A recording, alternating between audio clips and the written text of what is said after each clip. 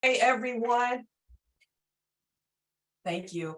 Good day, everyone, and welcome to our Intact event for today. We always like to start and ground ourselves in the foundation of what we're talking about and the topic that we will be discussing today. So thank you for your time and allowing that video to play. Some it may be familiar to, some it may be new, but again, thank you so much. So today our conversation is hard work. Hard work, do you see me? How systems of care can wrap around youth and families impacted by gang and gun violence. So this is our disclaimer. I will not read it for word, but essentially this presentation was prepared by Intact under a cooperative agreement from SAMHSA. So the information that you will hear today has been put together and will be facilitated by our lovely host and our panelists. The information that we are sharing is not endorsed or supported by SAMHSA and the Department of Health and Human Services or any other type of organization listed here. Next slide. Session security, we do not anticipate any security issues today. We are looking forward to a great and impactful event. However, in the case of security issues, we want you to know that we will end this Zoom link and we will send out a new Zoom link to you via email. All right, so Intact, if you're not familiar with it, I really welcome you and invite you to go to our website and join our newsletter. It will provide you with information regarding events like these, also regarding the technical assistance that we provide. So these are our partners. There are 8 partners that we work with to make sure that we cover topics related to youth, young adults, families, and communities. And so just about anything that is working with youth and young adults and their mental health, helping them thrive in their communities, Intact specializes in. And again, if you go to our website, you'll see more information about trainings, more information about our technical assistance, and more information about how we can support your organization and your system of care at no charge. All right, so our vision and services. Our vision is that all children, youth, and families living with and impacted by mental health challenges will have access to the resources and opportunities they need to thrive in a comprehensive and equitable system of care. This will contains just a few of our services. So again, this training, also we have reading resources that we have on our website in addition to training, in addition to technical assistance, and also individual consultation. So if you feel that your organization or system of care can benefit from more in-depth, and maybe sometimes it's just a listening ear or someone to come in and listen to what's going on in your organization and provide some recommendations and some resources to you to help strengthen the services that you provide. All right, so commonly asked questions. After today's session, you will receive an email. Within that email, there will be a certificate of completion for attending this event. We will also send out a copy of the recording after this event. Additionally, we ask that following the session, we will send a link with a survey out. Within that survey, we're going to ask questions about your experience with this training. What are some things that were beneficial to you? What are some things that may have been challenging? And what else would you like to learn about?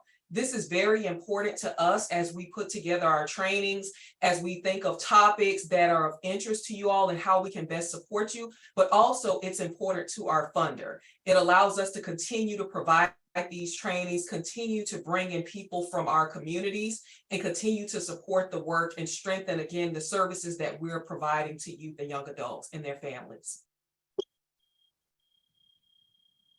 All right, so again, welcome to today's session, how systems of care can wrap around youth, young adults, and families impacted by gang and gun violence.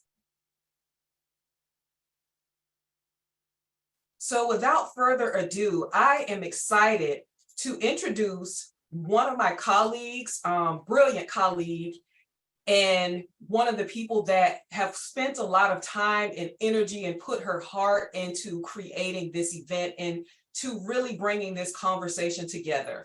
Her name is Evelyn Clark. She is a certified peer counselor, and she is also a change consultant and a JEDI trainer, which is Justice, Equity, Diversity, and Inclusion for our center here at Intact, and also my colleague at Change Matrix. She is the creator and lead for this series, Do You See Me?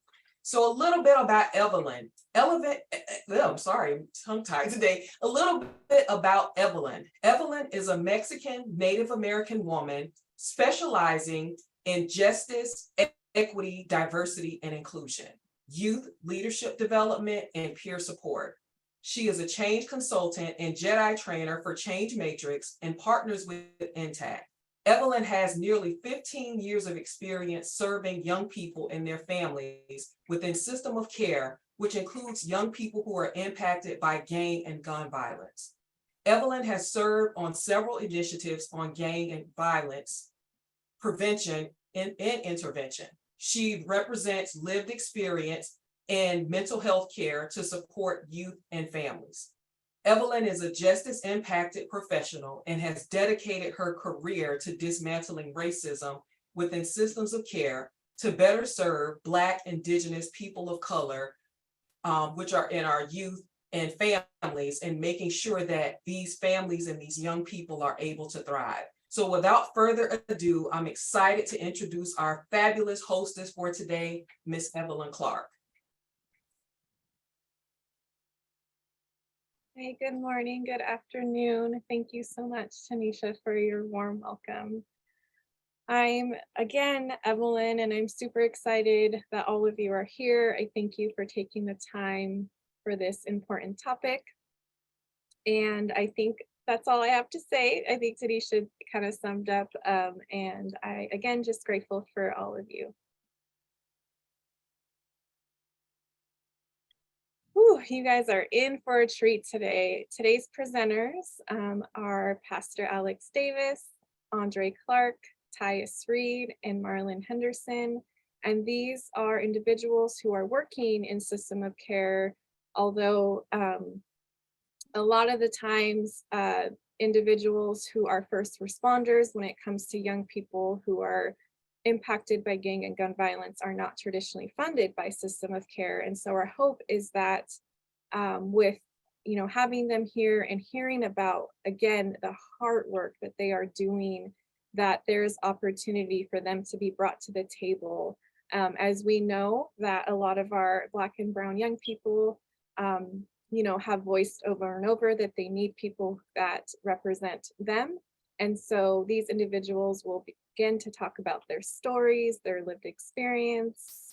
And I forgot to say this earlier, but if you were here on Tuesday, we had some different panelists. And so today we're going to talk a little bit differently around what these individuals are doing, as well as how all of you can help support these young people.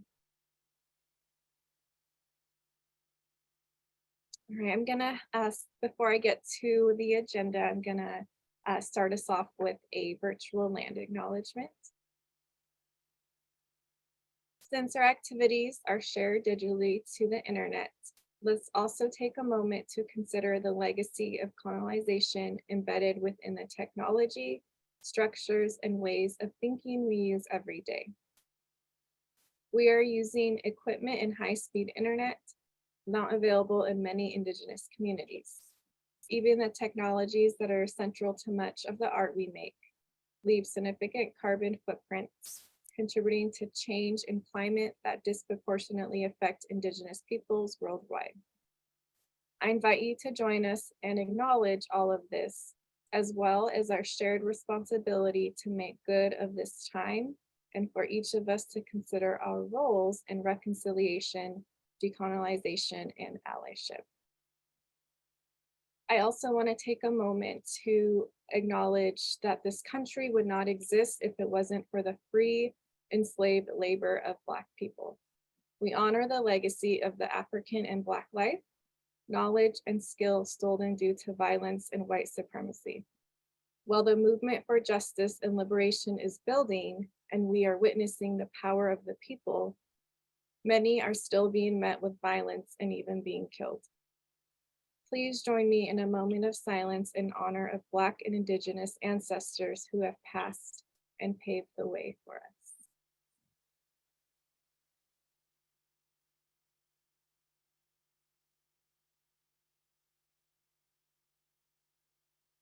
Thank you. We're also going to take a moment to just do some grounding to honor young people. And I said this on Tuesday, and I'll say it again, that this series is dedicated to young people who have lost their lives by gun violence or gang violence, but also the young people who lost their lives due to gang and gun violence and went to prison. So we want to look at these young people who have committed crimes as well, to look at them as also victims of abuse and neglect, and that they also deserved services, and a lot of them did not get proper system of care services. And so we want to honor them. And if any of you have a young person in mind that you kind of want to think about for a moment, that will help us ground as we move forward. Thank you.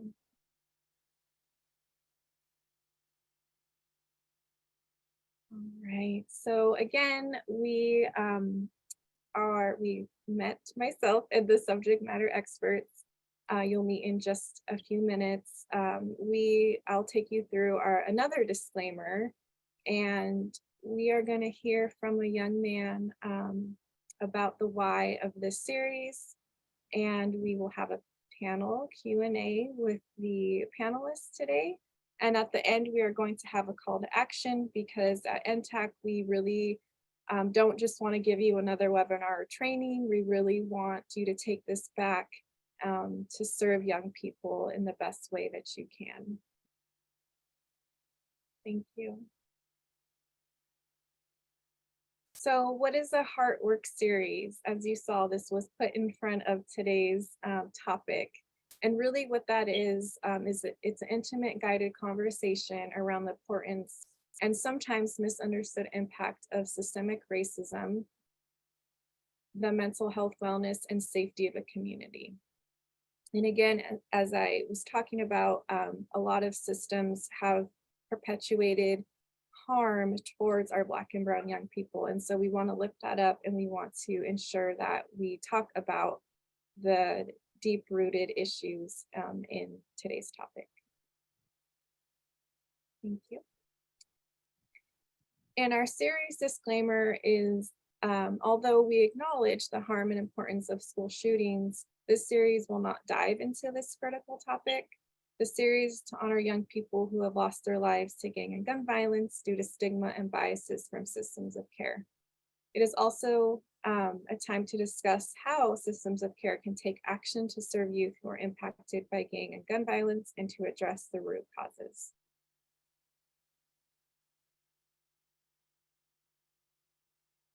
All right, so we're going to take a few minutes, and those of you who joined us on Tuesday, hear the words of Dominic again, and those who are just joining us, I invite you to listen to this young man's heart. This series again came from my work with this young man. I met him at 13. Some of the panelists actually I have worked with him, and unfortunately at that time at 13, he was already pretty entrenched in the gang lifestyle. And so he is going to talk about how services were not there for him to access before at 15 years old, he did commit a serious crime. And the "do you see me" for me is something that something he said to me when he was sentenced at 15 years old as an adult to 20 years in prison. The judge looked at him and said, "You are a monster. You don't deserve to be in society." And so we went back to the counseling room, and he looked at me with tears in his eyes, and he said, Miss Evelyn, do you see me for me? And so again, we want to see these young people for them. We want to see that a lot of their underneath all that armor is pain. And so we're going to take a few minutes to listen to this young man. All right. Hi, Dominic. How are you doing today? I'm doing all right in yourself. I'm doing okay too. Thank you for taking the time to talk with me. I just wanted to ask a couple questions before we get started. Do I have your permission to share this on the NTAC webinar? Of course, yes. Awesome. Thank you. All right. So, I just again want to thank you, and I just want to ask a couple questions so the participants can hear from you around this topic of supporting youth who are impacted by gang and gun violence. So I just wanted you to kind of share, around not necessarily about, the details of what happened, but more of kind of what led you there. I met you when you were 13, and at that point, there was just a lot of things that you went through. So just talk to us a little bit about,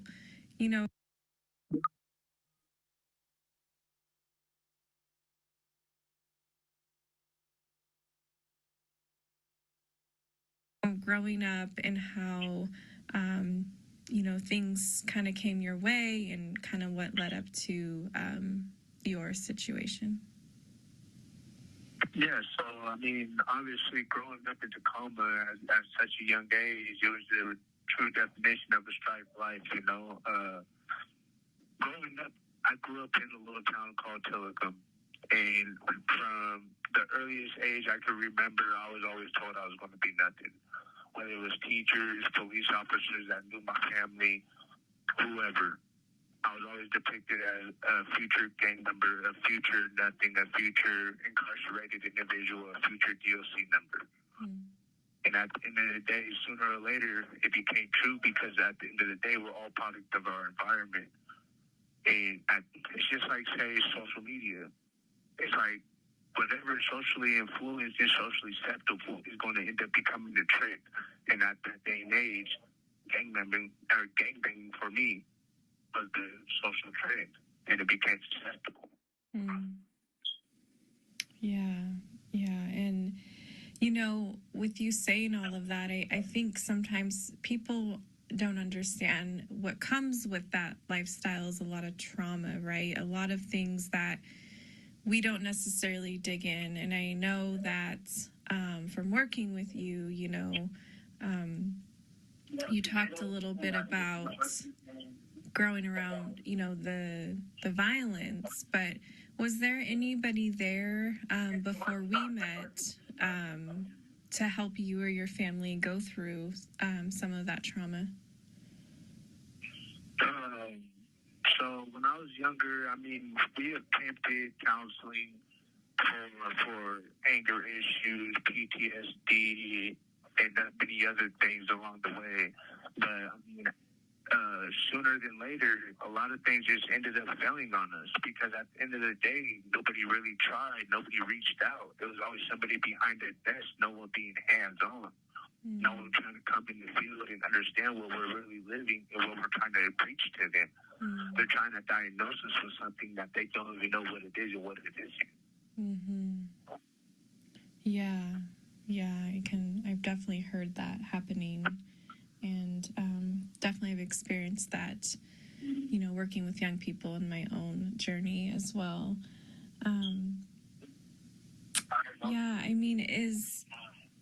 Is there anything you want to say about just, a lot of people blame the gangs, and although we know that there's a lot of things that have come about that aren't so positive, if you will, are there just any aspects that you gained from that because, systems were not necessarily supporting you?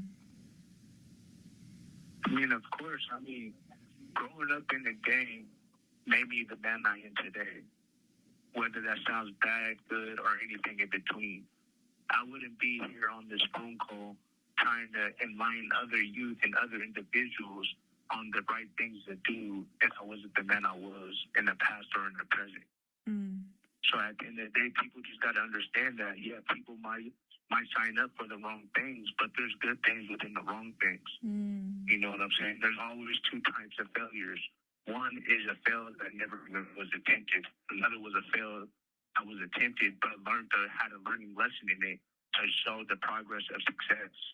Mm. You know what I'm saying? So people just understand that, even though people saying before, there's loyalty behind it, there's brotherhood behind it, and at the end of the day, there's family behind it. Someone to give someone that passion to drive to be the better than. Mm. Wow. Well, Dominic, I could,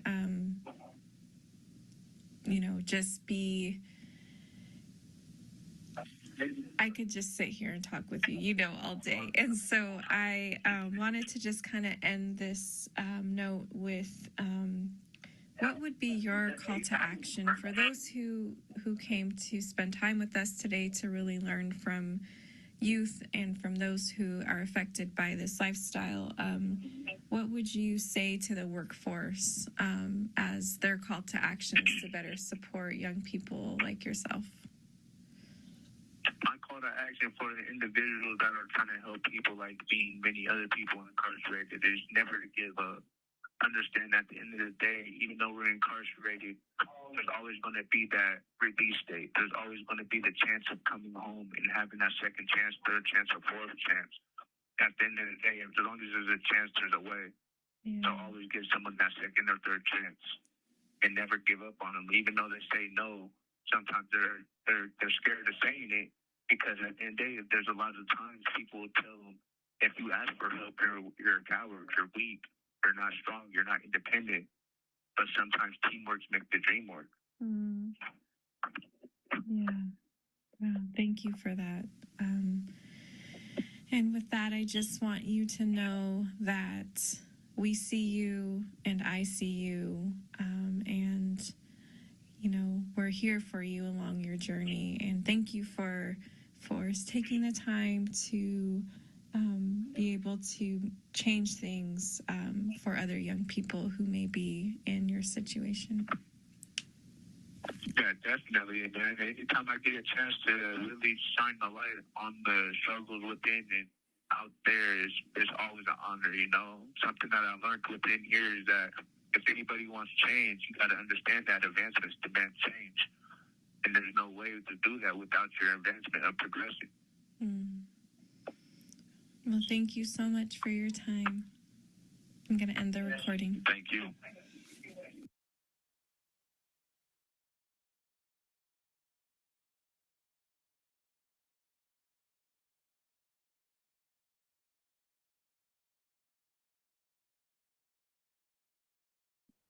Thank you, everybody, for listening to this young man. And there was a really good question in the chat. Thank you, Heather. We're going to talk a little bit about that around how in mental health services, a lot of these young people sometimes are not prioritized over those who may be, struggling with going to be hospitalized. I know for his situation, that was definitely the case. As I mentioned earlier, when he was 13, he was needing intensive services. And unfortunately, in our state, we do have wraparound intensive services, but there are waiting lists. And again, youth who come from the justice system are often the ones to be last on the list. And so that's why we're here today, to help change that. So yes, feel free to put some words in the chat. I know that can be pretty hard. And Dominic did get support after we talked through it, because we know that this can be, hard again to share his story.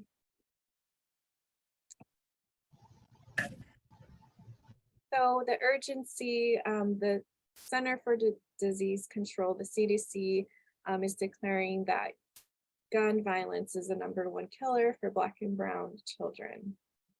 And as you see here, that some of these statistics really just say that Black children are 5 times as likely to die from gunfire as their white peers, and that gang violence stems from systemic racism and barriers to accessing resources within systems of care.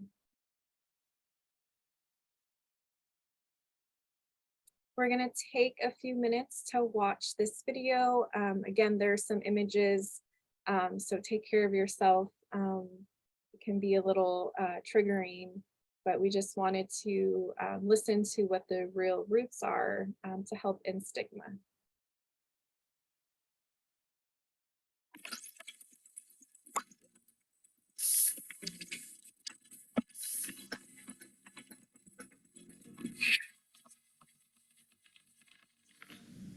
In my line of work as a urban youth specialist, this is an image that I see quite often.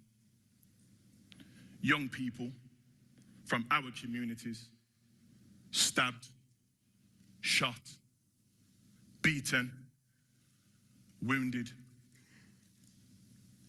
And how I arrive at this particular point, it normally starts at about 2:26 or 4:21 in the morning when I'm sleeping in bed. I'm next to my wife. My child is sleeping the other direction with his or her toes in my nose. And I get a phone call, generally off a private number. And the phone call normally sounds like this. Yo, Craig! Come to the hospital now. Someone just got shot. Or, excuse me, is this Craig Pinkney? I'm the mother of Sean. I know you don't know me, but is it possible if you could just make your way to the hospital, because there's an incident that just literally took place a couple of hours ago. My son's in theatre, and all of his friends are saying that you need to come to the hospital. I know we haven't met before, but is it possible if you could just quickly make your way now? And as I do, get out my bed, leave my family, get into the car and make my way to the hospital. And even though I'm passionate about this type of work, there's something that really frustrates me. I'm going to share it with you. That anytime I go to different places around this city, around the UK, around Europe, I always get faced with this statement: it's not my problem. I generally talk to just general people about raising awareness of youth violence and gun crime and knife crime. And people say, yeah, but it's not really me, it's those types of young people, or it's them. And in the back of my head, I'm getting a little bit angry, but frustration, but smiling at the same time. And I'm saying, yeah, but it is our problem. Until it happens to your son, your daughter, your niece, your nephew, your husband, your wife, your partner, your neighbor, your colleague. And the image that is before you are young people from inner city Birmingham, under the age of 21, in the last 3 years that have lost their lives to violence. I could show you another 2 slides of young people in the last 3 years that have lost their lives to knives, to guns. Wrong place, wrong time at a party, having fun. Something happens, sitting on a school bus, something happens, and they lose their life. But why I showed you this image is these young people were not criminals. These young people were not gang members, because I know when the media talk about violence, you always think, oh, it's just gang related. But that wasn't the case. And as a criminologist, part of my work is about trying to understand what causes young people to be violent, asking that most important question, why? Why would a young person that is 16, 15, 17 years old want to pick up a knife and just stab someone at random and they've never met them before? Why would someone want to pick up a gun just because someone lives in a completely different postcode and be prepared to shoot it? Why would someone be prepared to kill a child on a school bus just because they're looking at them for 10 seconds? And the fact of the matter is, there's not one answer to answer why young people arrive at that particular point. There's actually a series of factors: dysfunction of families, father absence, racism, poor identities, dysfunctional homes.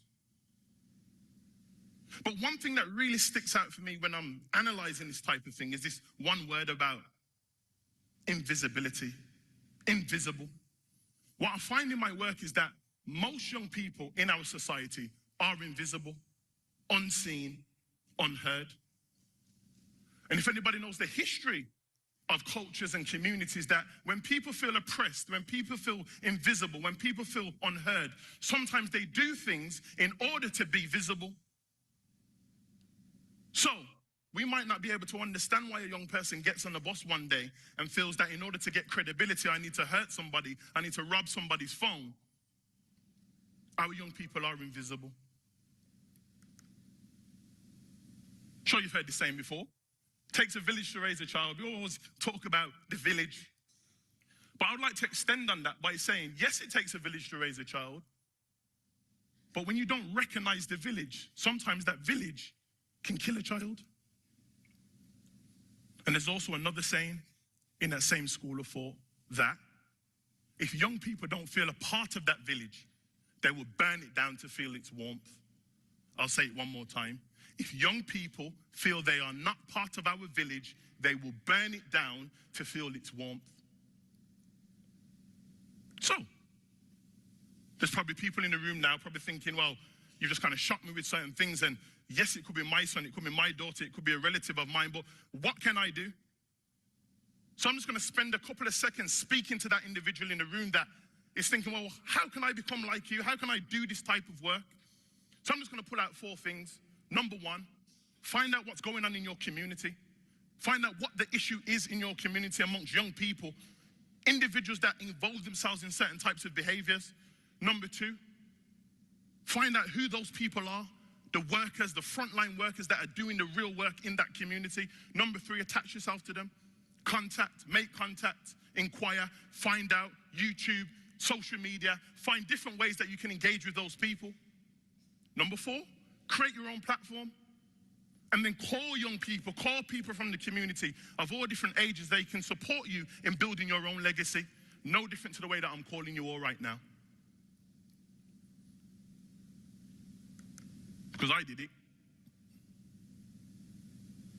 I was like many of you in the room right now, sitting in a conference, sitting on a course. And 2 individuals that I met, number 1, Dr. Carlton Howson, spoke quite profoundly about issues that pertain to society. And I was taken aback by that man, and I wanted to meet him and find out a little bit more about him. And when I met him, he started to challenge my mind. He started to challenge my ideas about what it meant to be a man, what it meant to be a black man in Western society, and to understand some of the issues that take place with young people. So when they get labeled as being criminals, or being thugs, or being hoodies, and being gang members, I understand it that when I walk into work Monday to Friday and I get into the lift with my badge on and say, are you a security guard? Are you a cleaner? Do you teach sport? Are you a musician? I've got a staff badge on like everybody else. Shouldn't the question be, what do you teach? Rather than the assumption.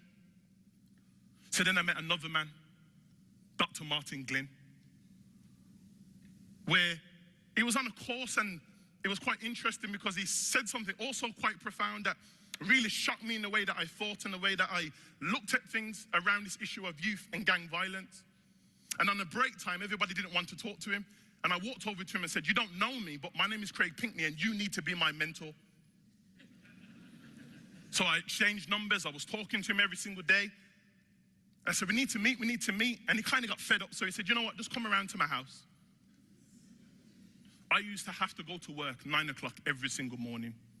I would be at Dr. Martin Glynn's house, 7:30, with my notepad and pen, asking questions, learning concepts, understanding this individual's mind, because I wanted to take that information and not just store it as a walking book, but be able to implement that into my community. And anybody can possess that. It didn't require money. It didn't require a qualification. All it required was dedication and time and reflection. Some of you may have seen this bird before, known as the Sankofa bird. And the concept of Sankofa comes from the Akan people of West Africa. And the concept of Sankofa literally means we have to go back to reclaim our history in order for us to move forward. So how does that apply to the issues of what I'm talking about today? Sometimes we as members of society, we only respond to the symptoms, but we don't ever look at the root causes of what causes individual to become what they are. So sometimes we need to go back to history to find out, well, what is the root? What are the key things in society that is causing things or causing people to behave in a range of different ways? But also that can mean that looking within self, looking within. What causes you to do the things that you do? How do you ignite that fire? And when that fire burns out, how do you reignite it again? Because that's what I did. And if I can do it, you can do it. Each one, teach one, the power of us. Thank you.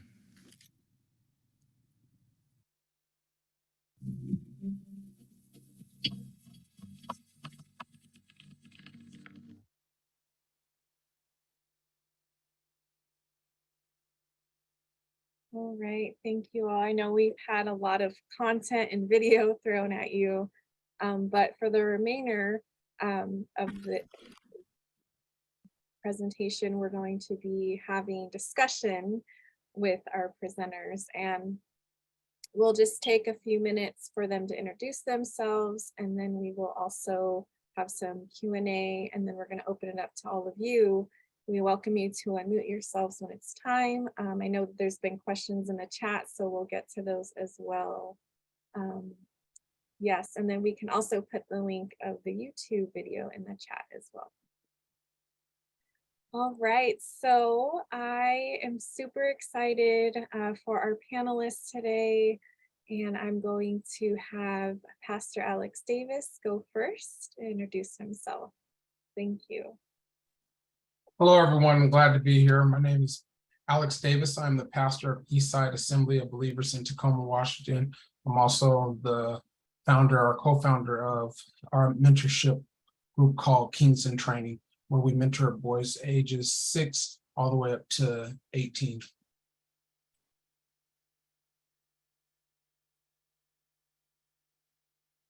Do you want to talk a little bit about some of your work that you've done with young people that have been impacted by gay and gun violence?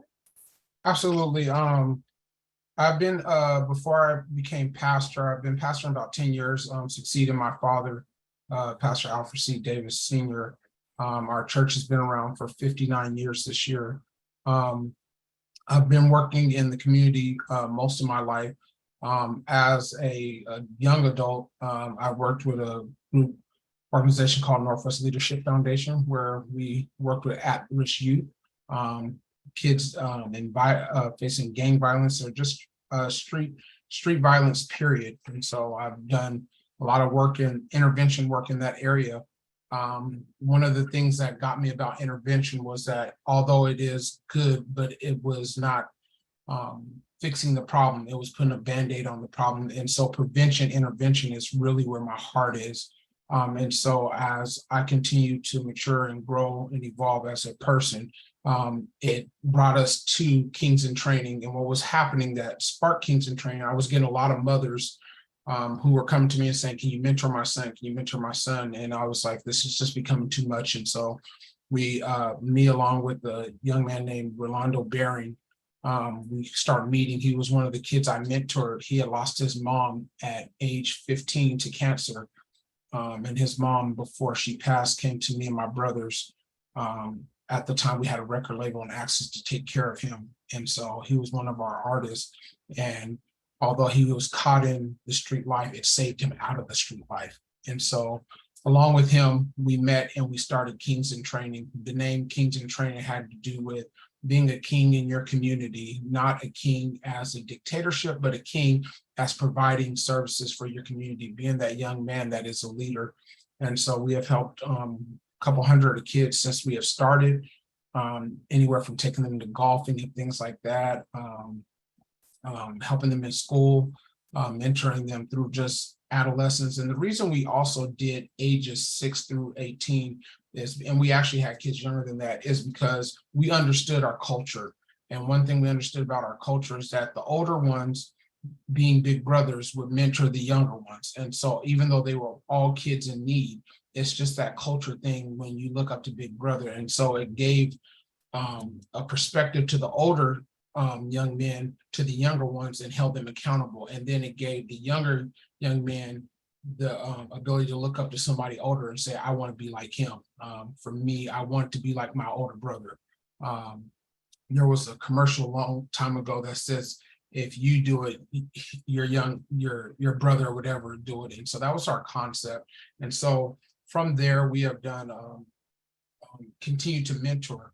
One thing I will speak on, is this where you want me to speak on that, Evelyn, just about the faith community? Yes, please.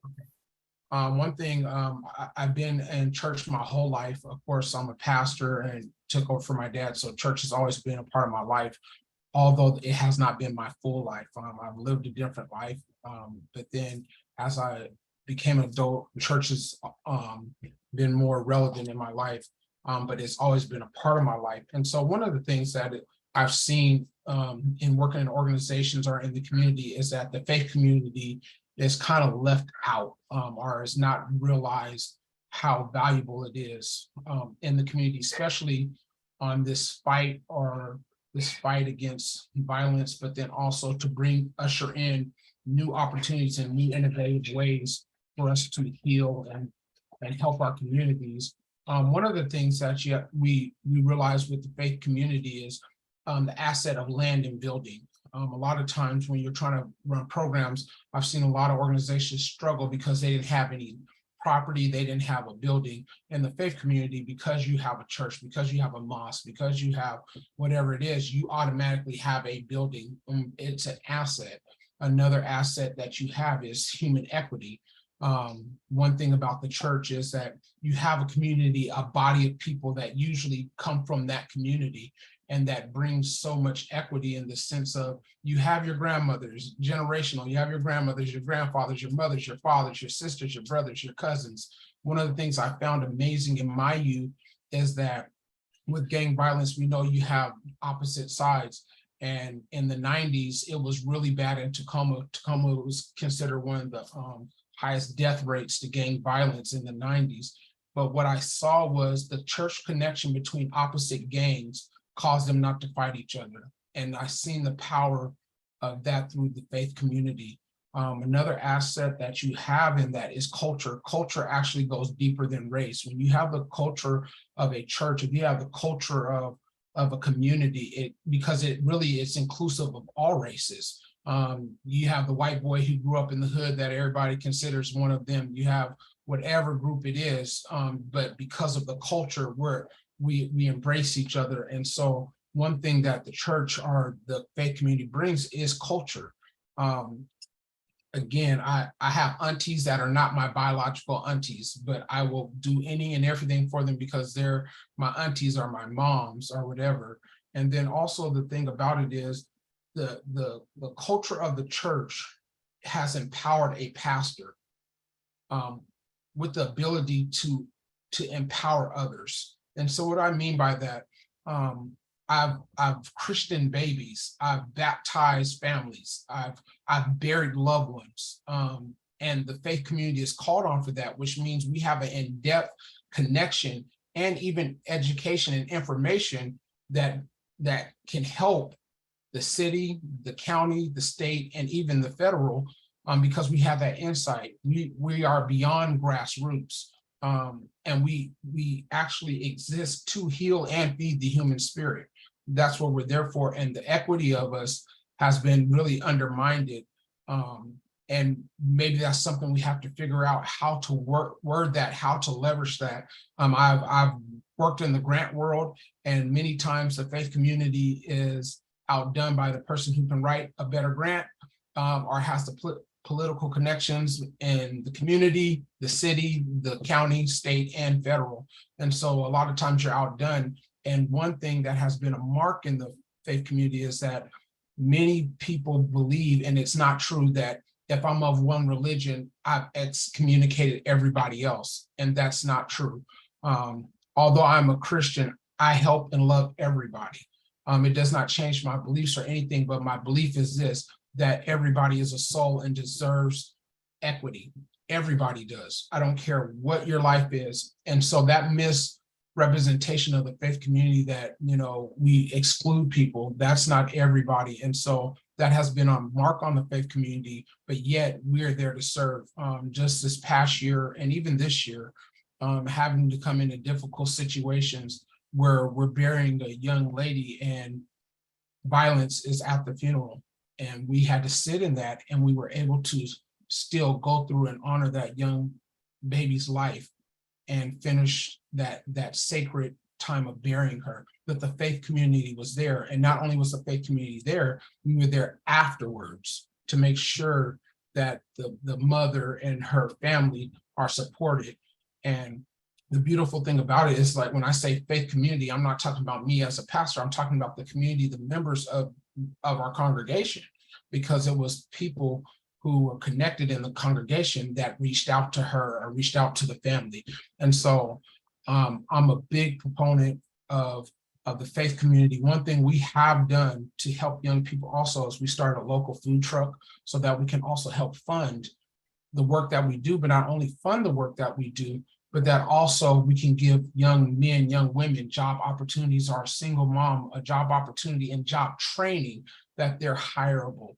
And so and I'll say this in my last statement, is that one thing I've learned as a pastor and just a advocate for the community, your outreach will always come from your inreach. So the more you do an inreach of yourself, the more you do an inreach of those in the community, it will produce your outreach. It will tell you, it will map it out for you what your community needs. And so I'm grateful for this opportunity, and to Evelyn and Intact for this opportunity. And the faith community is something that is definitely a powerhouse in the community, that the word on the street, what's going on. We went through a training, LTO, less licensed to operate on that side of town. It's in the faith community. I will say this last thing. A young man was convicted of taking a person's life, but before he did that, he came to the church and he confessed that during a Sunday service to me in a private meeting. But from that, his life, where he felt it was over, he now has new life and new meaning, and he's working on things that are, whether it's a book or just encouraging other people. But it was the faith community that where he came, and I never forget, after we met, he fell asleep in church and just slept. And they're like, wake him up. I'm like, no, let him sleep. And he slept. And after that, and sorry, his family member said, let him sleep. And he slept. And a week later, of course, he was convicted. But now he has new purpose in his life. So where life would seem to be lost, he now has purpose. That happened in the faith community. And so I'm happy to represent the faith community, and willing and open to working with people who want to just see better in our community. Thank you, Evelyn. Thank you. Yes, and I'm just so grateful you're here. I've seen you just love people, love them where they are. I actually used to, when I was in direct services, I used to call Pastor Alex, like, this kid keeps turning away from me, like he needs services, and he would show up to the school. Again, first responders to, unfortunately, young people with past, just loving their families. And this model is actually becoming nationally. I was listening to a presentation, and there's a group in Tennessee who respond, and this father, I forget his name, but he has a bus, and what he does is he goes into the communities where there's violence, and they'll have people to take, the kids that were there and just color with them and support the mom. And so again, the faith community is literally responding to the scene of violence. Awesome. So now we will turn it over to Andre Clark.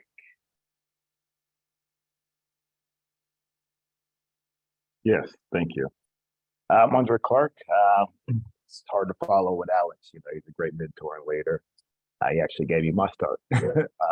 But before that, I actually started off working with youth when I was in high school. I went back to my middle school and tutored young, at-risk youth, as they will call them, because I was that, it wasn't until the sixth grade that I got a teacher who actually believed in me, and taught me different. It's probably because I was hanging out with her son and teaching him some bad things, but you know, she just took me under her wing and she taught me the importance of the school and education. And then from that lesson, I just realized how important it is to get to the next level. So I wanted to actually give that back. And so what I did was, started to volunteer, and then eventually went off to college. And when I got back, you know, got back to the same stuff that I left and was doing. But fortunately, I met Alex, gave me the opportunity to start volunteering with the program at Northwest Leadership Foundation, working with those gang involved youth. Because, when I got back, I was just back in the street. I didn't have anything else to do. I was a college graduate who, had good grades in college, did everything I could, but I just couldn't find a job for any reason. I didn't have the experience, as they would say, couldn't get any internships either. But luckily, there's great people that give opportunities. And so I worked with Networks Leadership as an intervention specialist. Well, I started off volunteering, so I was just, that guy got there playing basketball with them, and hanging out. Really felt like I was hanging out with them because at the time I just, didn't really, know what I wanted to do specifically in life. I didn't know my next step. I graduated with a criminal justice degree, and the only reason I fell into a criminal justice degree is because I got into some legal trouble while I was in college. And with that legal trouble, I realized, oh, Black people, get in trouble a lot. I need to know the law. I just felt like there was after me, and so I just needed to know. And so I just started taking more criminal justice classes, and the next thing I know, that's all I was taking because I was drawn to it as well. And just talking about those disparities, what's going on in classes, and upsetting a lot of, at a majority white school, so upsetting white people, talking about the disparities that were happening. It brought me actually. Just made me feel good because I was speaking up for the people who didn't have a voice as well.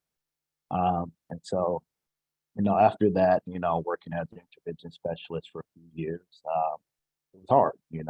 Kids getting shot, kids going to prison, um, breaking up gang wars. It was a lot. And so after I got into it with the foundation, just because I was having my own mental health stuff going on, because I just didn't know the balance of self-care as well. Getting paid for 25 hours, working 60, because, you call me, I'm there. Alex, anything happening, I'm there. So, it just got to the point where I took a year and just really, I started process serving by myself in a car for a whole year, just because I just couldn't deal with people, just because of my own mental.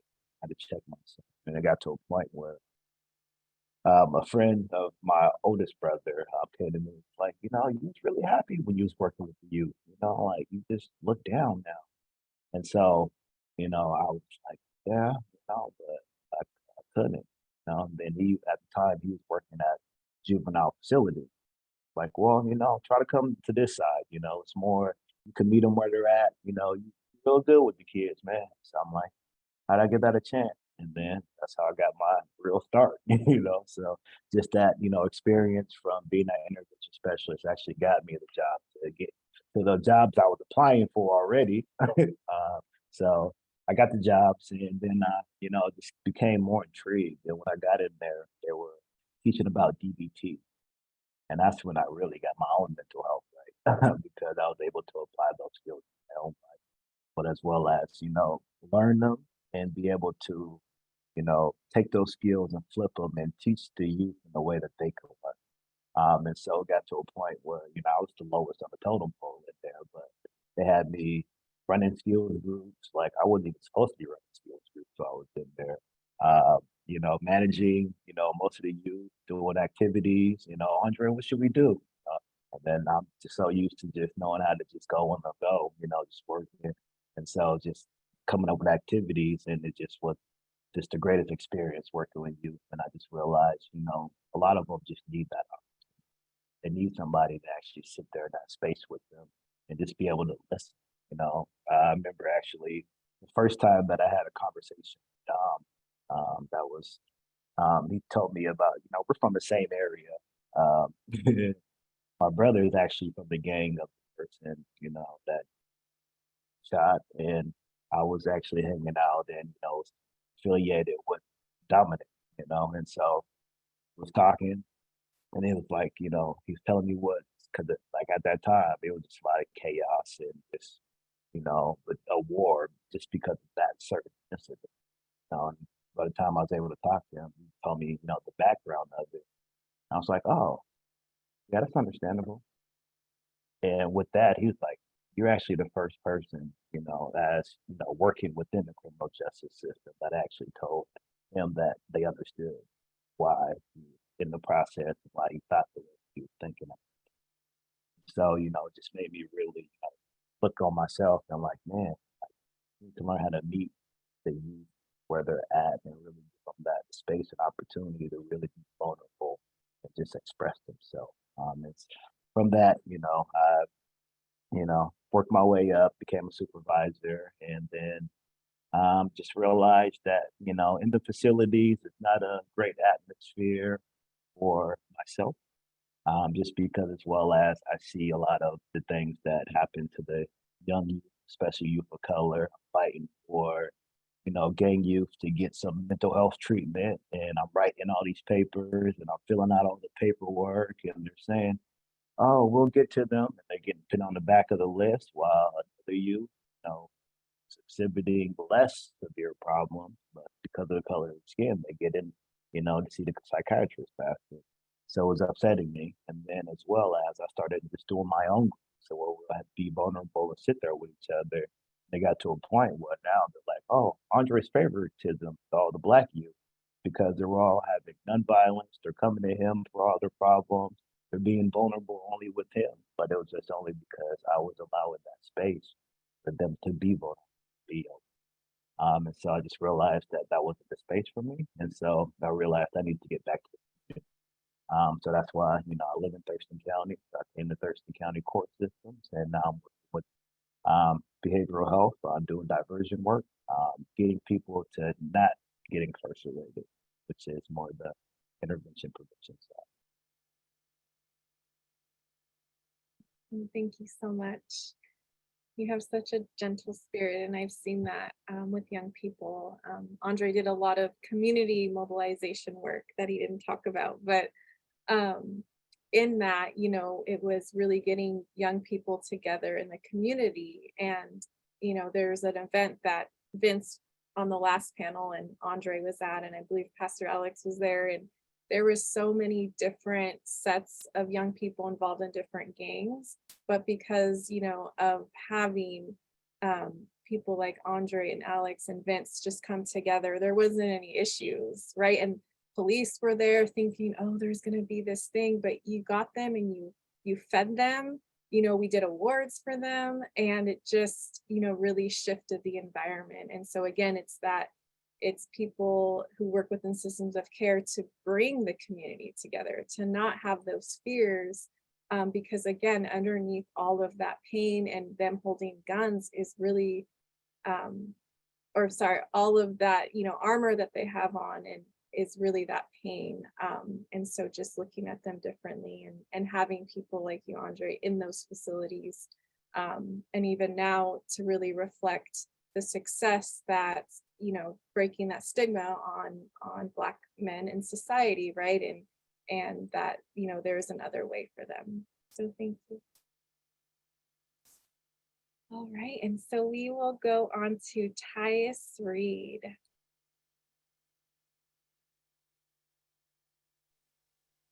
Good morning, good afternoon, everybody. My name is Tyus Reed. I'm also from Tacoma, Washington. I'm 26 years old. I'm the youth violent prevention specialist at the REACH Center, which is located in Tacoma, Washington. I work in 2 school districts, mentoring youth ages 13 to 21. Before I did that, I was, I kind of got to tell something else before I say that. So I did 52 months in jail as a teenager and turned a young man into jail for violent crime when I was 16, turning 17.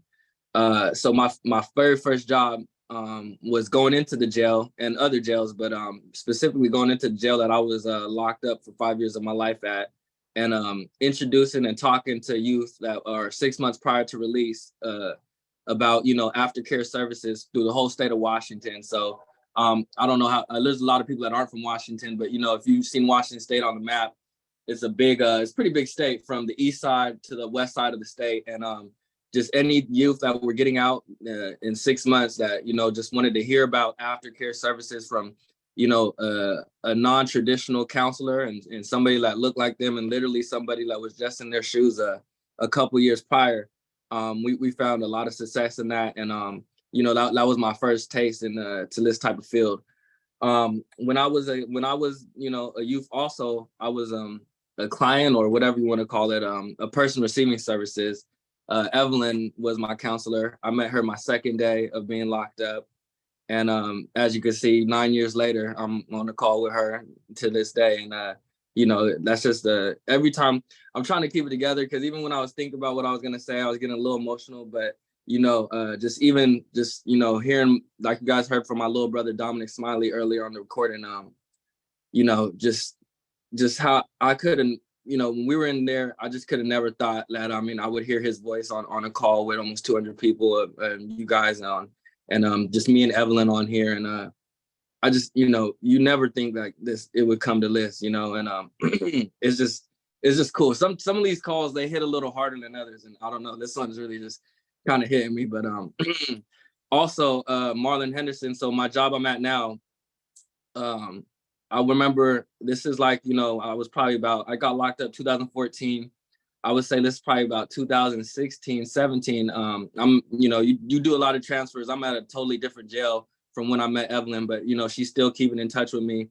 And she came in with Marlon Henderson, who's about to, I think, speak next, or yeah, he's about to speak next. And, you know, I was in my own wing, you know, for being a shot caller of a gang and stuff like that. I was going into transitioning, becoming a young man, you know, just battling with, you know, trying to recreate myself, but also still being in the belly of the beast, and also still, you know, growing within jail, which is a pretty hard thing to do.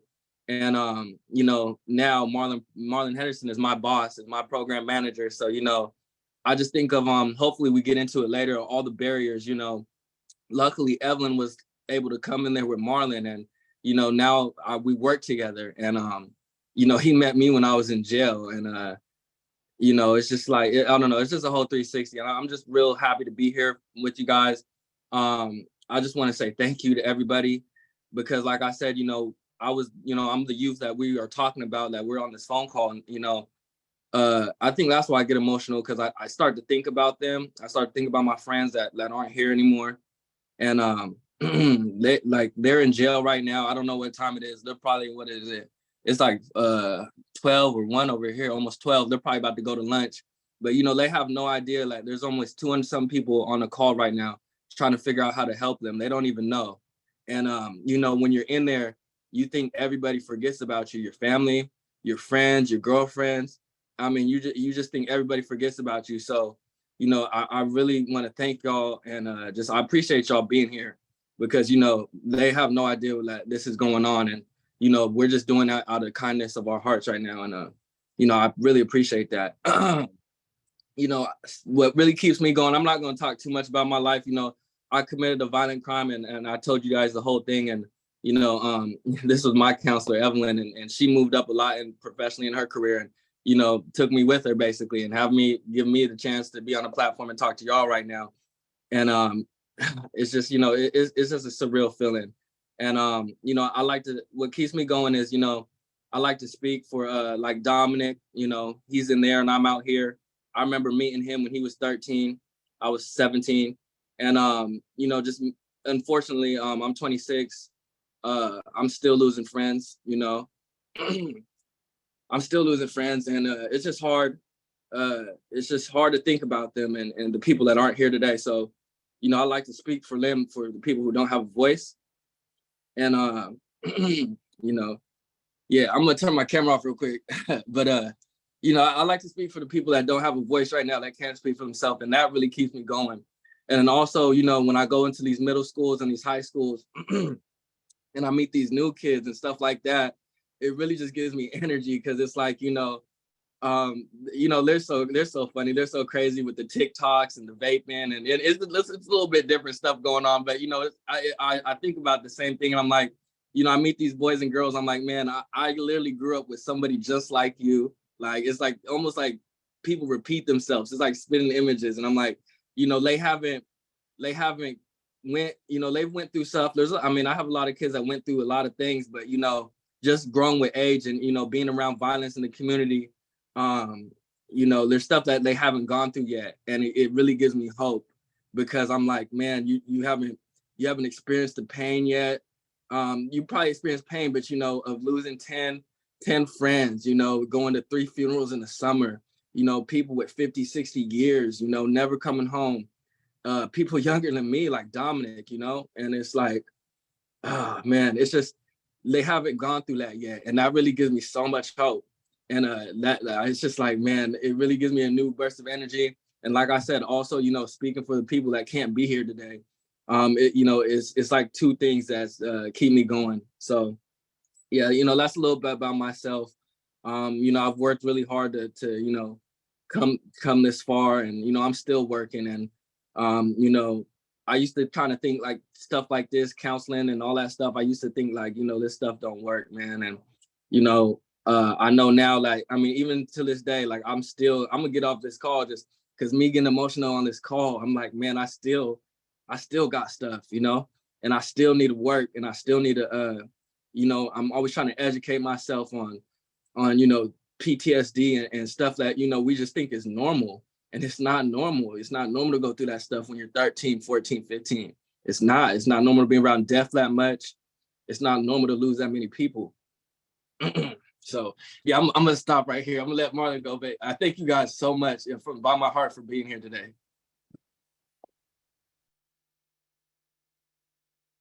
Thank you, Tyus. Yeah. Tyus has been a leader, and I'm so proud of you for all that you're doing. And you know, you have good support from everyone here. Thank you.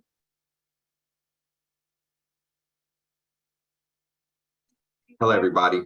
Marlon Henderson. Tyus, man, that's my guy, man. I love his passion. Definitely love his passion. Those are the examples of folks who we call lived experience, but who have really done the reflection and have really looked at what the systemic racism in this country has done to us. My name, like I said, Marlon Henderson. I've been doing this work for a long time. 16 years old, I was declined on and sent to the maximum state prison here in Washington, and stayed there until I was close to 19, about to turn 19, and was released. Not given the resources to make any kind of change. I just got out saying I don't want to go back to prison again, but you know, got right back into doing what you do to survive.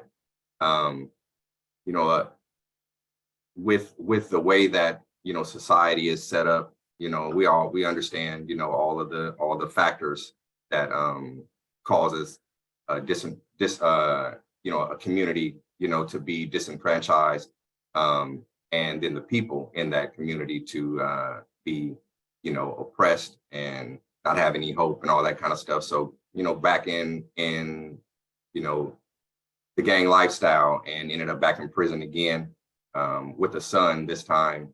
And my son being born changed my life. When he was born, I can remember I said to myself, I said to him, not too far from where my office is right now at at St. Joseph, I held him and I told him, I said, you're going to change it all. You're going to change it all. I didn't understand the power of that statement, because just, you know, maybe not even an hour before, took off from the hospital because, you know, at that time, baby's mama, she wasn't even dilated to a 3. So I'm back on the block. So I was on the block, back on the block. And then I came back to the hospital just right in time as my son was born. And so I remember holding my son and saying that I didn't understand that I was actually speaking a transformation into my own life. And 3 months later, I ended up back in prison, but my spiritual transformation happened then. Being, you know, like Pastor Davis says, you know, the Black community, we're believers. Many of us are believers, and trusting that, you know, there is a higher power, you know, meaning something more powerful than I am, who can change things. And so I've always had that hope. My grandmother, my grandfather always had that hope. I just came from a family reunion, and you know, we keep a family tree. And from my grandmother and my grandfather, there's 215 of us from my grandmother and my grandfather. That's, you know, kids, grandkids, great grandkids, you know, all that stuff. My grandmother and my grandfather had 13 kids or 12 kids, had 12 kids, and 9 of them went to prison. 21 grandkids and great grandkids have gone to prison or have done extended periods in JR, like, you know, going to Green Hill or California Youth Authority, that kind of thing. My family comes from California, so have been in and out of prison. And as I looked at the young folks who have been born after 2000, there are, I believe it was 25, and only 3 of them have been to prison or have done some time. None of them have gone to prison, but they've been in the juvenile justice system here in Tacoma. And seeing that for my family is an amazing, amazing transformation. And so when I see that and I think about my family, I know that it is possible for every family. And I definitely know it's possible for my Black and brown family. And so for me, since when I got out of prison, I hit the church and started volunteering. And after a couple of years in 2003, I started working for World Vision and doing work with young folks, started out mentoring. And that journey has had me involved with numerous young people. And being a person who has come from that lifestyle, I have been able to, talk to folks, young folks, in a way that, you know, most service providers can't do. Traditional service providers, I would say. I think there's a lot of us who are now using our experience in the field that we work in. That's really going to be the best way to reach someone, is being authentic and telling them how you made it out. For me, it was a transformation by me giving my life to the Lord and taking the necessary steps to address the trauma in my life and get the healing. Many times the young folks, they can't be diagnosed because many service providers aren't being truthful about what the cause is. We won't address and say, you know, it's this country's fault. We won't say that it's systemic racism. We won't say that it's, you know, injustice. We'll say, you know, well, what are some things that you've endured? What are some things that you've done? Not understanding that a lot of the things that people have done have been to survive. And when you're just using survival tactics, you know, it's just that. It's just survival tactics in an environment that's not really an environment that you're supposed to thrive in. So when you're using your survival tactics, you develop certain mental disposition, and you know, it's just a reality of it. So my work has always been to meet young people where they are and help them to, or offer them, or I won't even say offer them, meet them where they are and be me in hopes that they will see my heart, in hopes that they will see that I have something that I can offer in regards to being someone who can give some wisdom, and then building that relationship with them, that I can then be able to tell them who they really are and begin to tell them, show them the ways that, you know, in the penitentiary, or where I come from, we call it mass cracking. So, Alex, we call it mass cracking. So, helping them to see the masks that they have put on and help them to destroy those masks so that they can be who they really are. It also takes support from many folks who are on the call right now. It takes support, to meet those basic needs and to encourage young folks and, to let them know that it's not their fault, all those things, so that they can then begin to see that they have a chance. When they know they have a chance, then we can start, to hold them accountable to, their growth. And we can help them to understand that, hey, there's some things that you created within yourself by surviving that, man, you're going to have to address them. You can't use those ways of living in this way. Like my brother Tyus was saying, there's still things that we have to work through as we come out of that lifestyle. And so in the healthcare, mental health, and all that kind of stuff, it's really our jobs to transform those systems, to dismantle the racism in those systems in order to really get the healing to the folks that desperately need it. And so that's what I do. Right now, I'm a program manager for the ACT program and for the violence prevention program at the Reach Center. I just try to keep great people around me, to keep great conversations, because every day is going to be a different day, but every day is going to be a day to attempt to make change. And so that's what my philosophy is. And I'm just grateful to be a part of this conversation. Thank you so much. Thank you, all of you. And Marlon is another one that I would call on when there was some issues happening. And actually, there was a young man we both worked with about 7 years ago. He was 15 years old. He was shot in the head and survived. And a couple months ago, he was shot in the head again and survived. And when I showed up to the hospital, Marlon was also there. And so it was that kind of, again, full circle of that young man also seeing the same people keep showing up, right? And giving him hope that he can, get away from this lifestyle. All right, so if we can bring on the panelists, we're going to get to our conversation.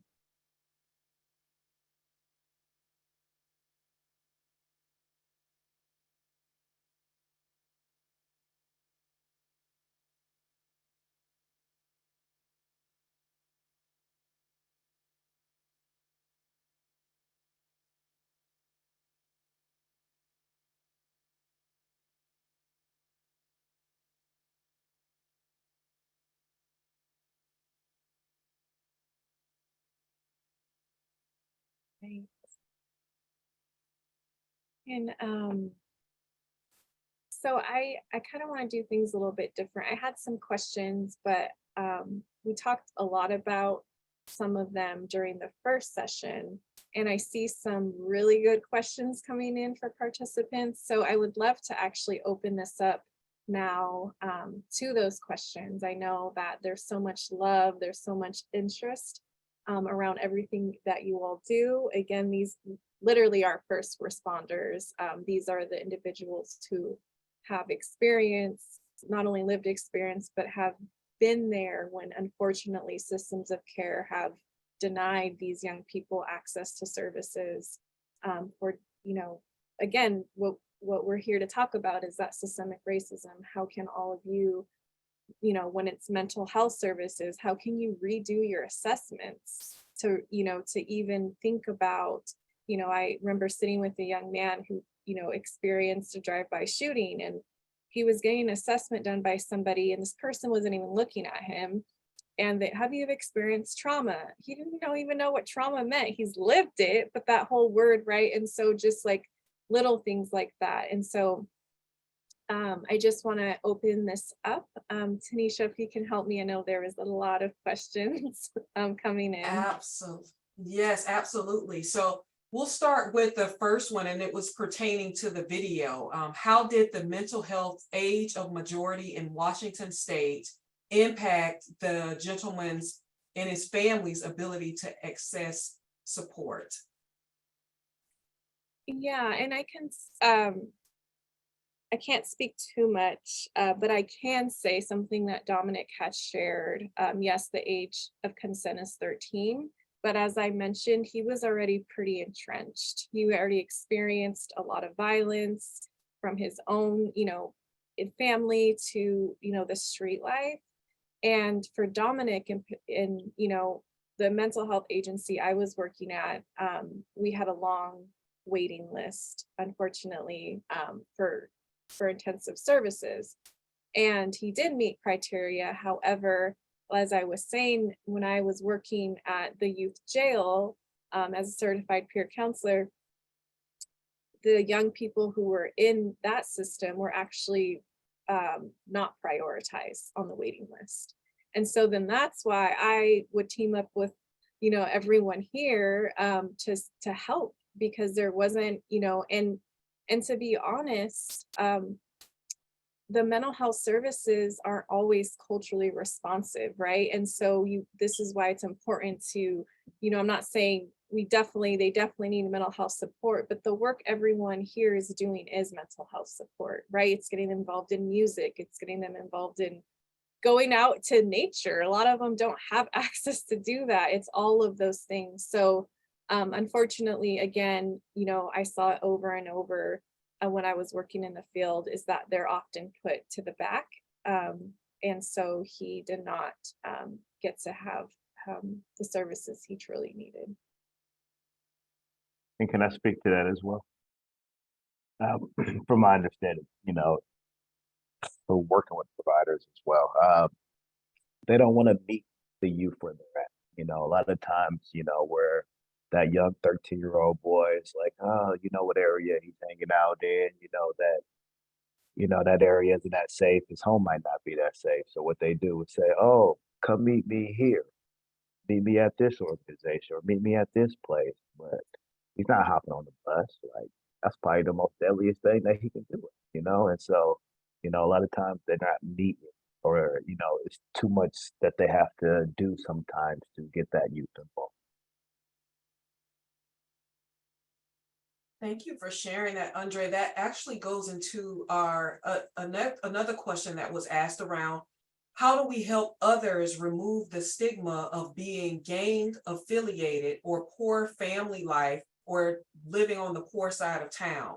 Megan says she often hears even her own colleagues refer to gun violence in this manner, even when they have no idea of the circumstances. Well, I think it's a lot of that fear as well. I think, especially, that right now people watch more news than anything, and they become, they're not really knowing the insight. You really don't know how something is until you actually step foot into something. And that's what I had to learn throughout my whole career. I had to be in a lot of uncomfortable situations and just to learn. And a lot of times people don't want to put themselves in uncomfortable situations to be able to actually learn what's going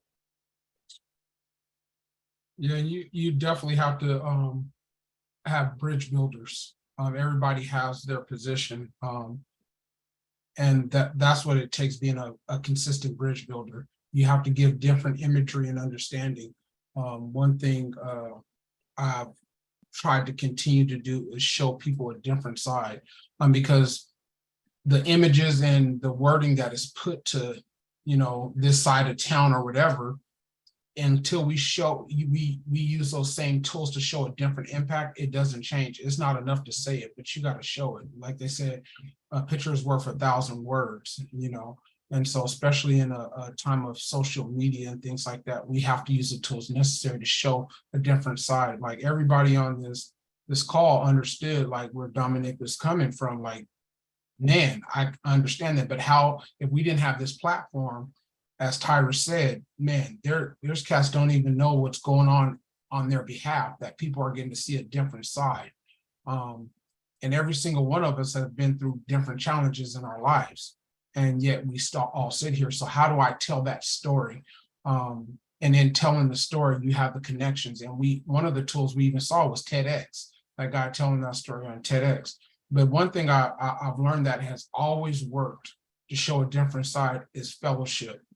when you can use the tool of fellowship, eating food together and things like that, and engaging, it breaks down systemic racism. It breaks down there's judging people by sight and all that. When you can sit down, Marlon can tell you, Evelyn, all of us on here can tell you, it's like one thing I appreciate about that Samoan culture is like they share their food. Like Vince taught us that for real. Like, nah, man, let me get some of yours and I'll give you some of mine. And it was just like that whole thing, just like I grew up like, man, get your own plate. You know what I'm saying? But that fellowship really broke down barriers and brought about conversation. So it's, to me, the natural things that we do consistently. So we have to have those bridge builders who can tell the story where somebody may not be able to articulate how they feel, but I have a brother right now and he'd be like, you know what I'm saying? And da-da-da-da. And he went over there and yeah. And I understood everything he was talking about in between there. But if he was talking to somebody, a counselor or something, they'd be like, I don't know anything you just said.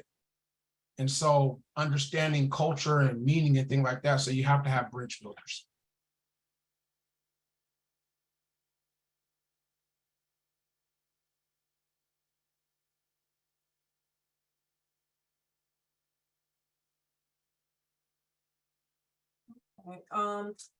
The next question is, what recommendations do you have in regards to building relationships and trust with youth to inquire on the impact of gun and gang violence that they may be involved in or have witnessed if they are not forthcoming about this? I would just start by saying trust is everything. And you if you don't have no trust, you're not changing anything. And you have to, and I think it's been said on here in so many different ways, consistency. You have to show up. And you have to show a better way, because you're talking about breaking habitual habits. The habits aren't wrong, it's just the wrong focus. So you have to build trust. And Marlon said it, authenticity. Because if you're wearing a mask, they're gonna see right through it. And nobody's about to give up their life on how they eat because you say you need to change your ways. That's not happening. A couple young men, they're grown men that I support, the change of their life, the changes in their life. I had to be consistent. I had to show up. I had to show them a different way.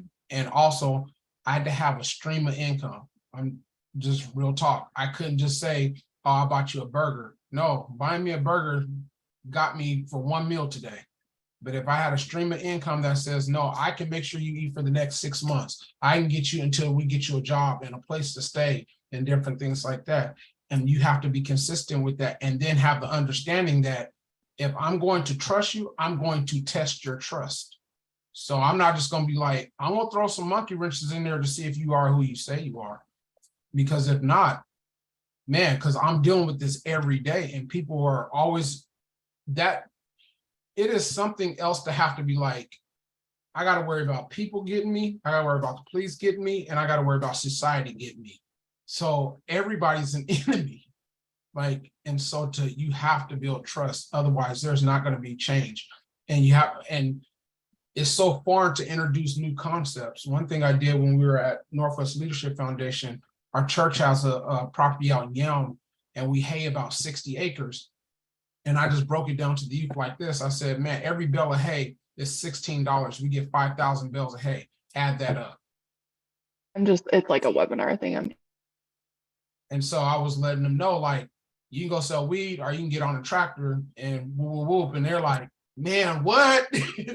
But it blew their mind. But also what I was doing, I didn't take them out there right when I met them.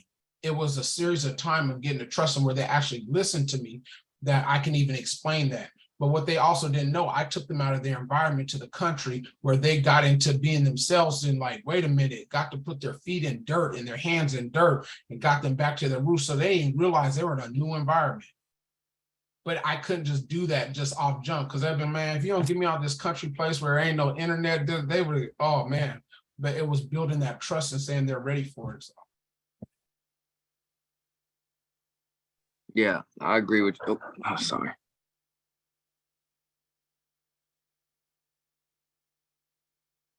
Well, I'll add in, Matthias. But as Alex said, authenticity and just what is actually needed as well is the vulnerability. I think that is a lot of times, what I was always taught, when I was working trying to be a clinician was that, oh, you can't be vulnerable with, like, you shouldn't, relay some of your stories. You shouldn't, like, what's the they gonna learn? Like, you learn from other people's story. I always learn from other. I like I hang out with old heads. That's what I say. I always hang out with old people, well, not Marlon, but older people, because you have to get that wisdom. You got to get that, but that only comes from being in that space and them being vulnerable. And so, you being vulnerable with it, not like a war story and vulnerable, but more just like, I see where you're coming from. I've been through that too. Or I know somebody who's gone through that, and this is where they're at. Do you want to get to here? You follow those footsteps, or or there's somebody that else was in their steps. Just that vulnerability of being able to tell those stories. Like a lot of cultures back in the day, how they would teach was through stories. How Jesus would teach was through stories, through parables. And so a lot of times we're not vulnerable enough, giving those stories.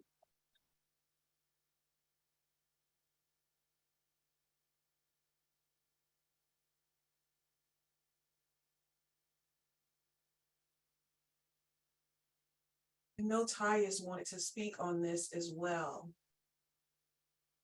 You can circle back. Oh, there you are. Yeah, sorry. The neighborhood kids, they want to walk my dog sometimes, so I gotta let them. But yeah. So I didn't hear what Andre said, but I heard what Pastor Alex Davis said. But I think we're on the same question about how do you connect with youth about gun violence. So Yes. I would say, it might sound cliche. I was thinking real deep about this question. Just love and support. I mean, it's when you're talking about gun violence. I mean, you're talking about murder and death, and you're talking about heartbreak and pain, and it's real tragic. And I'm trying to think about when I was a kid. I don't even know if like I would want to share that stuff, but when a kid, man, you lost your friend got shot, or your brother, or innocent people get shot nowadays, your sister, your mom sometimes, like, and the guys that did it live 15 minutes up the freeway, and they're out there still, like, what could you could articulate some of the finest words together, and I don't even know if that would work, other than just like man, and young women too, but like, young man, I love you. I love you. You're a great one. You're going to be great, young king, young queen. You're going to do so much better things in life. Whatever's going on, please just be smart. Please just, understand that you have a future and that you have meaning in this life. And, I just want you to know you got love. And if you need to call me at 3 a.m. and you just need to cry about it, you need to get it out, you need to stop by my office and you just need to chop it up. That's what we're going to have to do. And I can't walk step by step with you. That's unrealistic. You're gonna have to find it in your heart to know that, if not, you don't think anybody else, that I love you and that I support you, and that you have people in this world that want to see you do great things, and you're gonna do great things. And that was the most impactful thing, because I'm not, I mean, I don't know. I guess different people are different. I don't really want to know who shot who, and what's the gossip about why they shot this and who did that. If you're in the community, you kind of know what's going on anyways. You could read between the lines. You could see the emotion, and you could see the anger and the hate and the pain on the youth's face. And you just need to give that love. And that's what I got. I just got love, and I can't remember any of my counselors really asking me about any of that stuff, other than just supporting me. Evelyn, like I remember, I didn't even get sentenced yet. It was so far. I couldn't even think this far. She told me, she's like, you could do what I do one day when you get out. I got 5 years to go. I'm not even thinking yet when I get out. I'm in my jumpsuit still. I'm full deep in it. I'm more than neck deep in it. And she's like, yeah, peer counselor. And I didn't even know this was a job. I didn't even know this was a thing. And she was like, you could do this when you get out. You'd be good at it. And like, just hearing that from somebody else, like who wasn't like part of my family, is just a person who really has like no incentive on telling me this, right? It's just like they really mean that. And I think when you have that support, they always say it takes a village. I think when you keep building that support around you, it's almost like a lot of us, I feel like people, I don't have kids, but people who have kids, you always hear them say like, I'm doing this for my kids. I'm working 16-hour shifts for my kids. I'm putting this work in for my kids and for my family. And they don't want to see me gone. They don't want to see me in that cell, or they don't want to see me in that box. And once you start building that support, like I just said earlier, they don't even know we're doing this. And I was in their shoes. When you're like down and out, you think nobody cares about you. You think you're just, the bottom of the shoe and all that stuff. So, I would say that support and that love, and just letting them know that.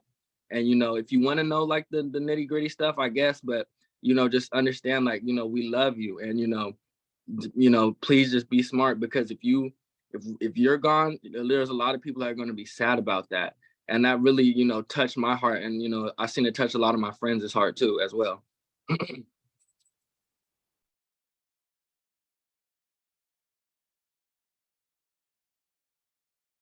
Thank you, Tyus. I think you touched on something really, really great around having alternatives. Can you speak to how important it is for young to see as no way out, or the life that they're destined for? What was that? It was breaking up a little bit. Can I speak to alternatives to young people that feel like they have no way out? Yeah, the importance of young people having alternatives. For young people that like may only see what's in front of them. Mm-hmm. Yeah, like I was saying, so like Evelyn knew me for a while. First time Evelyn talked to me, I wasn't even trying to hear it, and she just stayed persistent. And I always use this analogy of like, just keeping that door open. If you have a young person that you're working with, and I know jobs are different. There's all type of, like, my first job was a Medicaid based job, so I talked to all the youth I went in there, but like the youth that could be in my program had to have like Medicaid insurance and stuff like that. We couldn't do private insurance kids, which growing up, I was a private insurance kid. So I would have been out of luck for my own program.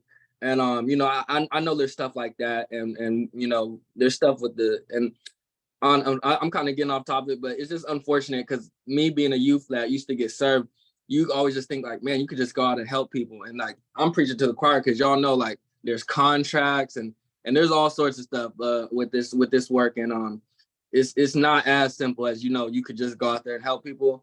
I wish it was, but just giving them opportunity, give them something to lose. Like I said, I remember when I got arrested, I don't even know if I had a cell phone. This was 2014. I had $0 in my pocket. I didn't have a cell phone. I wasn't going to school. I literally had nothing to lose. Like, I literally had nothing to lose. And I noticed like that was like a similarity. A lot of like the people that were in my situation also, like, and then when you're in jail, you really have nothing to lose. So, and then, you get released and you're supposed to just switch your mind state when you've been rolling with this, I don't got nothing to lose mind state for years. And, that's a defense mechanism. That's how you keep going. And that's how you put that tough exterior on and stuff like that. So, just offering them whatever you could offer. We all have different jobs. My job has like employment stuff. We have like job fairs and we have stuff like that. I've seen a lot of my friends that got out and kept doing good. They don't want to lose their job. They got a good job. They got a career. They might be in the union or doing something like that. People got out and got kids now. People got out and found Jesus and God and whatever the case may be. But I found even just regular people, like I said, people that haven't been to jail. Like, people do it for their kids, people do it for their families. And it seems like it's a human, and I don't know, I'm not a psychologist or whatever, but it seems like it's like a human nature to at some point when you get old, you start living, I want to say for others, but you start living for lack of a better term, you start living for others. You start living for the people that you care about and the people around you. And that's who you kind of do it for. And you don't necessarily do it for yourself anymore. And I found that as I grown up into, 26-year-old man now, that, you know, I have little brothers and I have a mom and a dad, and, you know, I have a little sister. They can't lose me. And, you know, these kids that I work with, I got this job now. I've worked with so many kids in the state, and especially Tacoma, Washington. You know, I'm like, man, how do I look? You know, I've been working with them and I've been trying to preach this love and this change to them. How do I look if I just threw it all away tomorrow? Right? It just, I can't do it anymore. And it's more so now. And then my dog, that's my little man right there. That keeps me, that's my like the PTSD dog right there. But, you know, it's just like, I can't even think about it. I can't go to jail. I have a dog. I have bills now. I have a car note, car insurance. Like, it so much has changed since I was 16, 17. So, you know, I know it kind of like goes with just growing up and stuff like that. You get more responsibilities and you get more stuff on your plate. But, you know, just, you know, try to offer them all the resources you can. And then, like I said, even if it's not resources, even if they're 13, they can't get a job. They can't get, you know, a car note. Well, they don't want a car note and car insurance and stuff like that. But you know, like you can't offer that type of stuff to them. You could just offer your love and support. You know, I've met so many young kids that you know, their family situations aren't the best. They feel like their own family doesn't love them, and I've seen that a lot. And it's just like, you know, you have somebody. If not anything, you have somebody in me, your counselor. Alex. Thank you, Tyus. Yeah, he's exactly right. And I would just like to add to that too. A lot of times when it comes to alternatives, that's also something we have to work on this side as providers. We have to get out of the system of what works, what is the norm. America in itself, the history of America was not built off of education. It was built off grit. It was built off, not, I would say, a system of education. If you look at people like Henry Ford, 8th grade education, he didn't have college and all this, and here he started this car company. And so when you look at a lot of these kids, again, going back to relationship and knowing people, because some of these kids are not going to work a skilled job in the sense of going to work this and that, but they need entrepreneurship. And America's full of that. It's just like, and that doesn't have the age limit per se, that, you know, like for me, my dad, born 1938, Dayton, Mississippi, comes up here, builds a church from the ground up. And I mean, he's just an entrepreneur. So I was bred to be an entrepreneur. Yeah, have I worked jobs? Yes, I excelled at them, but it never worked for me until I start doing my own thing. I'm that creative type of guy. So somebody trying to put me in a box of do this didn't work. So the alternative is really, you have to really know the person and see how to take their skill set and apply it to something. So even if that kid is, because even just in the prison system, for a guy who sells drugs, that's entrepreneurship. I mean, this dude it's supply and demand. So going to tell him to go listen to somebody that he's been bossing his whole life, he or she been bossing their whole life, and they get caught and then they go to prison. And then you say, now I want you to go listen to the supervisor, and they're going to pay you now is $15 an hour when you're used to making $150 every 30 minutes. That doesn't even compute. But if you were doing something that was your business or whatever, and we are able to get that alternative, because there's, hey, go through this class so you know business, go through this and apply what you have. So the alternative to me is really knowing who the person you're dealing with is, and then direct them in that form, and being very creative instead of just leaving it to, hey, you can be a construction worker, you can be an electrician. Like, that's not enough. But tell me I can own my own construction company. Tell me I can own my own electrician company, and then connecting them to those resources that somebody who understands. So I just think when we're offering alternatives, we have to know who that person is. We have to do a character check. And what I mean by character, this is my character. This is who I am. This is what I'm about. For me, if I don't know who's sitting next to me, I don't know what I have. And that's important, to know who's sitting next to you, who's amongst you, you know. And when you know that, and not like, for example, I love Evelyn and everybody on this call, but I'll just speak to Evelyn and Andre real quick.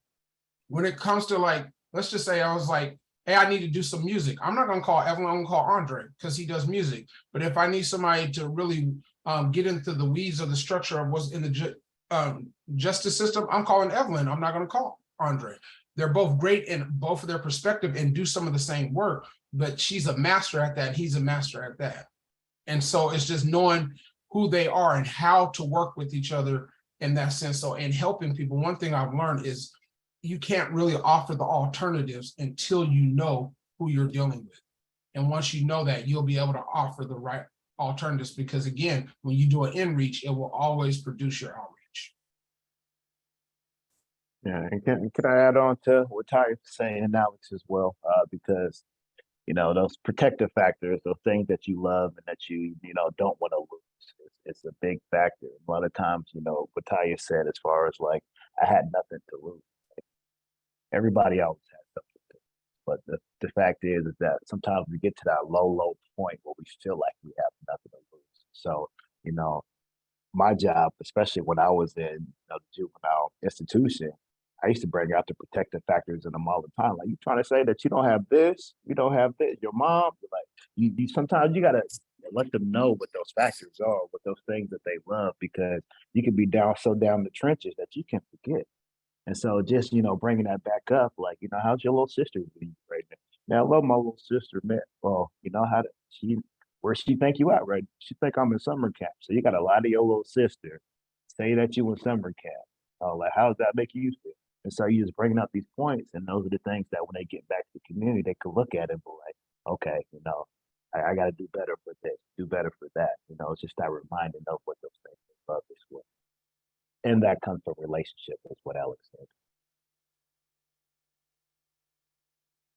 Awesome. Thank you all so much. I know these sessions always go so fast. Marlon, I want to open it to you if you have anything that you would like to add, and then I'll turn it back to Evelyn to lead us in a call to action.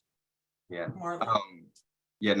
All of those were it's great conversation and everything. Great examples of alternatives. In addition to that is understanding the landscape of your players, the folks who do the same work you do. That's really one of the biggest things I think that we fail to take into consideration, that there are multiple people that have the same heart that we have to reach the same population that we want to reach. And sometimes getting together with those folks, we're able to create different solutions, different alternatives, and they're created organically. And it's like things just happen. We find out different ways to get young folks together, and there's just a cooking class or something.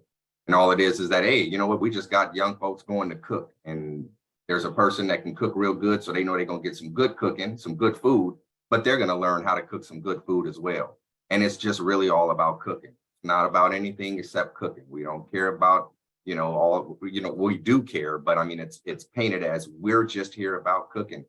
And then those relationships are built, and, you're able to talk with folks. And, because the truth of the matter is, programs don't change people.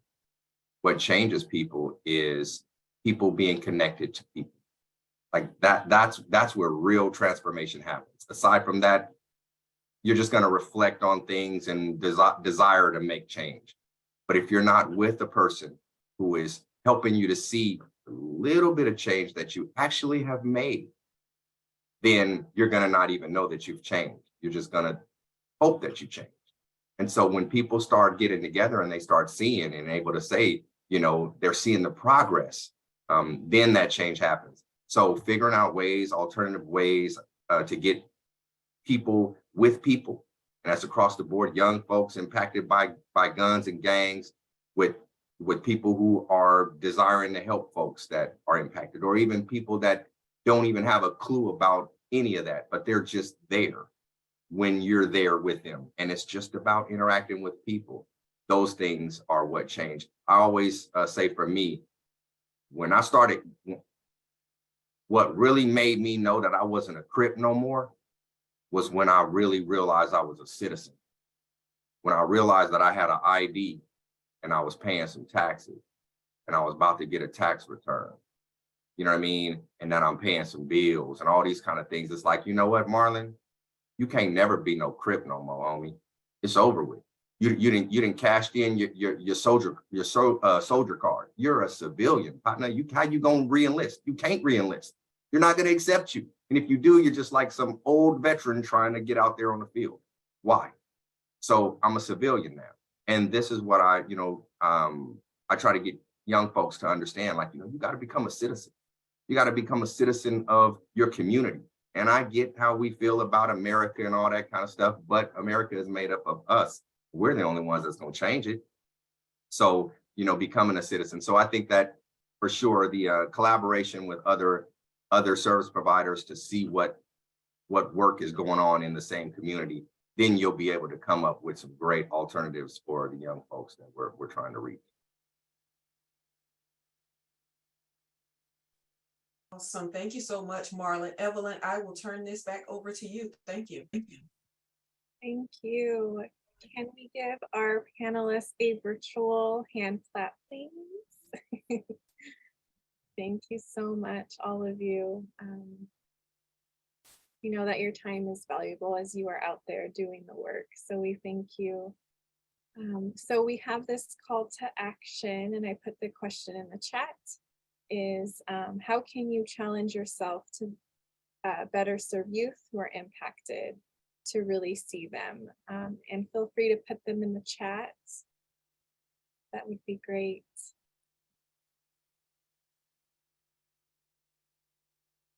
Thank you all. There's so much love in the chat.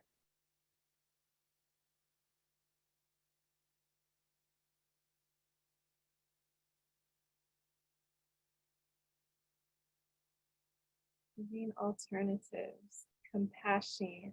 Yes, reminding yourself there's a background story. It's beautiful. Yes, a space to be seen and heard. I love all of these. Thank you. All right, so we can transition to the next slide just to end on our quote by Brian Stevenson.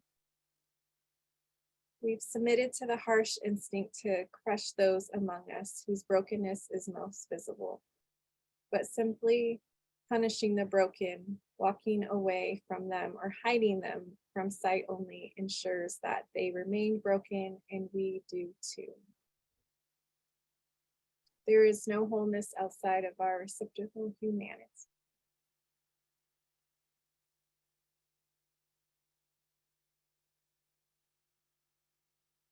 Thank you all. I see the call to action still coming in.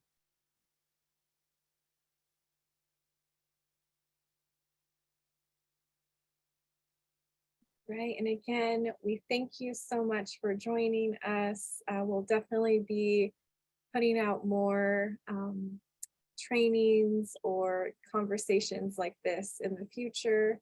And if you need your certificates, there's the information there. And we would love for you to also do a survey. I believe Joanne put that in the chat. That would help us a lot.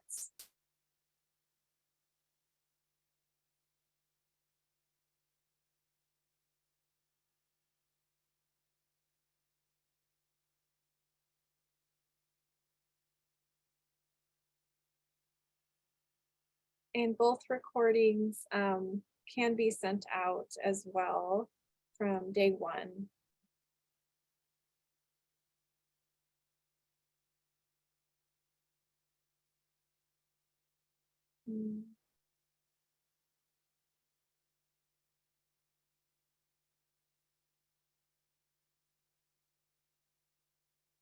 And again, stay connected to us. Go to our website. We have lots of great offerings for you. And if you need some free TA, technical assistance or support, there's a form to fill out as well.